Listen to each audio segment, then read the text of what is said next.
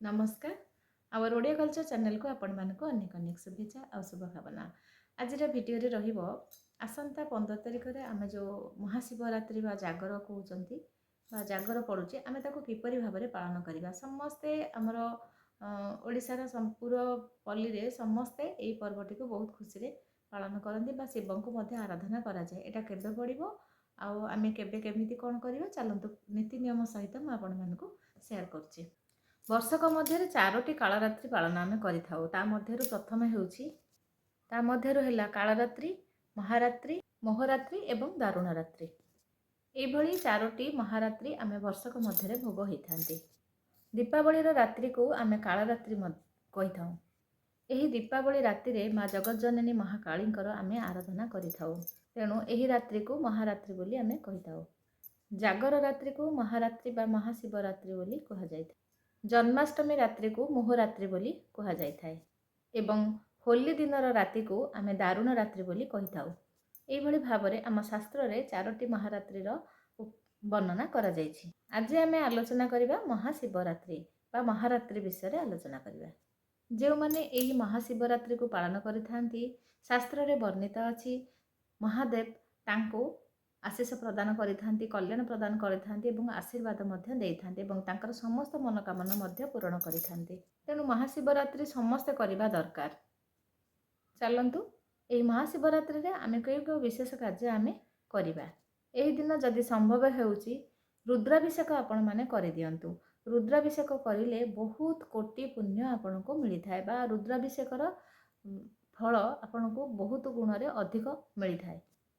एही दिन शिवंक लिंगरे बेलपत्र समर्पण करिबा जल अर्पण करिबा गंगा जल अर्पण करिबा। एही दिन शिव पुराण शिव गायत्री महामृत्युंजय मंत्र शिवंकर षडाक्षरी मंत्र पंचाक्षरी मंत्र शिव अष्टकम इत्यादि बहुत गुड़िए आमे मंत्र पाठ करिबा उचित।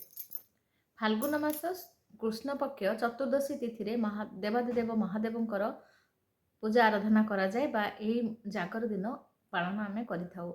एही दिन महाशिवरात्रि बोली आमे जो कहिथाउ एही दिन आमे उपवास बा व्रत करिबा द्वारा आमको कोटि जन्मर पाप क्षय होइथाए। चतुर्दशी तिथिर अधिपति होउचंती सदाशिव बा महादेव। 2026 मसीह रे फेब्रुआरी मास 15 तारिख रविवार संध्या 5टा समय रे आमे महाशिवरात्रि बा जागर पालन करिबा। जेहेतु 5टा परठारु चतुर्दशी आरंभ हो जाउची तेणुकरी एही रात्रि जेहेतु चतुर्दशी रात्रि अच्छी तेणु आमे रविवार टी महाशिवरात्रि बा जागर व्रत आमे पालन करिबा। रविवार संध्या 5टा ठारू सोमवार बा ता परदिन संध्या 5टा पर्यंत मध्य चतुर्दशी तिथि भोग होउचंती। आमर मन भितर सन्देह होउची जेहेतु 15 तारिख रविवार 5टा परठारु चतुर्दशी आरंभ होउची एवं सोमवार पर्यंत 5टा 35 पर्यंत संध्या 5टा 35 पर्यंत चतुर्दशी रोची बा तिथिटा भोग होउची। तेणु प्रकृत पक्षे कहियाकु गले चतुर्दशी 15 तारिख रविवार आमे करिबा। जेहेतु चतुर्दशी पूजा बा शिव पूजा रात्रि पूजाटार विशेष महत्व रही।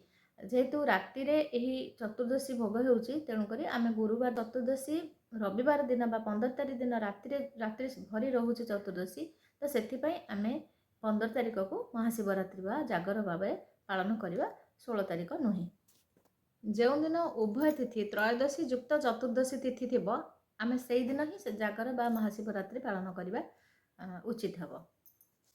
रविवार दिन संध्या 5टा 5 मिनिट ठारू रात्रि तमाम चतुर्दशी थिबारु आमे जो प्रदोष व्रतटी बा प्रदोष समय रे आमे महादेवंकर पूजा आराधना करिबा बा उपवास करिबा। तेले आसंतु जानिबा एही व्रत केउ केउ माने करिबा उचित। एही व्रत शास्त्र अनुसार समस्ते करि परिबे। उभय पुरुष नारी विवाहिता महिला बा पुरुष अविवाहिता मध्य समस्ते करि परिबे। वयस्क लोक समस्ते करि परिबे। एही व्रत को जागर व्रत करने सेमिति कौनसी विशेष बयस बा पुरुष अथवा नारी एमती किसी कौन जिनस नहीं जे यही मैंने करें सेमती किसी ना समस्ते करें निज निजर सामर्थ्य अनुसार समस्ते करें। शिव को आराधना कर कौन असुविधा नहीं। यही महाशिवरात्रि कर विशेष फल होउची ଯେ କୋଟି କୋଟି ଆମେ ଯେଉଁ ଜନ୍ମ ଦେଇକି ଏଇ ମାନବ ଶରୀରକୁ ଧାରଣ କରିଛନ୍ତି, ଫଳରେ ବା ଏଇ ମାନବ ଶରୀର ଧାରଣ କରିବା ସମୟରେ ମଧ୍ୟ ଆମେ ବହୁତ କିଛି ଜୀବମାନଙ୍କୁ ହତ୍ୟା କରୁଛନ୍ତି, ବିଭିନ୍ନ ପ୍ରକାର ପାପ କରୁଛନ୍ତି। ଏଇସବୁ ଜିନିଷରୁ ମୁକ୍ତି ହେବା ପାଇଁ ଆମେ ଜାଗର କରିବା ଉଚିତ। ଆହୁରି ମଧ୍ୟ କୁହାଯାଏ ଯେ ଏ ମହାଶିବରାତ୍ରିରେ ଆପଣମାନେ ମାନସିକ କରିକି ବା ଯାହା ଇଚ୍ଛା କରିବା ଇପ୍ସିତ ଫଳ ମଧ୍ୟ ଆମେ ପ୍ରାପ୍ତି କରିପାରିବା। ଯଦି ନିଷ୍ଠାର ସହକାରେ ଦେବଦେବ ମହାଦେବଙ୍କୁ ଆମେ ପୂଜା ଅର୍ଚ୍ଚନା କରିବା, ଆମର ସମସ୍ତ ମନୋକାମନା ବା ମନୋବାଞ୍ଛା ପୂରଣ ହେବ। ଶିବଙ୍କର ଅନ୍ୟାନ୍ୟ ବ୍ରତ ଅପେକ୍ଷା ଏହି ଜାଗର ବ୍ରତଟିକୁ କରିବା ଦ୍ୱାରା ମାନେ ଭକ୍ତମାନଙ୍କର ସମସ୍ତ ମନୋକାମନା ପୂର୍ଣ୍ଣ ହୋଇଥାଏ, ରୋଗ ବିନାଶ ହୁଏ, ଶତ୍ରୁ ବିନାଶ ହୁଏ, ଧନ ବୃଦ୍ଧି ହୁଏ ଏବଂ ପିଲାମାନଙ୍କର ମଧ୍ୟ ଆୟୁ ଯଶ ମଧ୍ୟ ବୃଦ୍ଧି ଘଟିଥାଏ। ତେଣୁ ସମସ୍ତ ଗୃହିଣୀ ହେଉ ବା ପୁରୁଷ ଲୋକ ହୁଅନ୍ତୁ, ସମସ୍ତେ ଏହି ବ୍ରତଟିକୁ ରଖିପାରିବେ। ଭିଡ଼ିଓ ଶିବରାତ୍ରି ବିଷୟରେ ମୋତେ ଯେତିକ ଜ୍ଞାନ ଥିଲା ମୁଁ ଆପଣମାନଙ୍କୁ ଏହି ଭିଡ଼ିଓ ମାଧ୍ୟମରେ ସେୟାର କଲି। ଯଦି ଭିଡ଼ିଓଟି ଆପଣମାନଙ୍କର ସାମାନ୍ୟ କାମରେ ଆସିଥିବ ତାହେଲେ ଭିଡ଼ିଓଟିକୁ ନିଶ୍ଚିତ ଲାଇକ୍, ସେୟାର ଓ ସବସ୍କ୍ରାଇବ୍ କରିବେ। ରହୁଛି, ଜୟ ଜଗନ୍ନାଥ।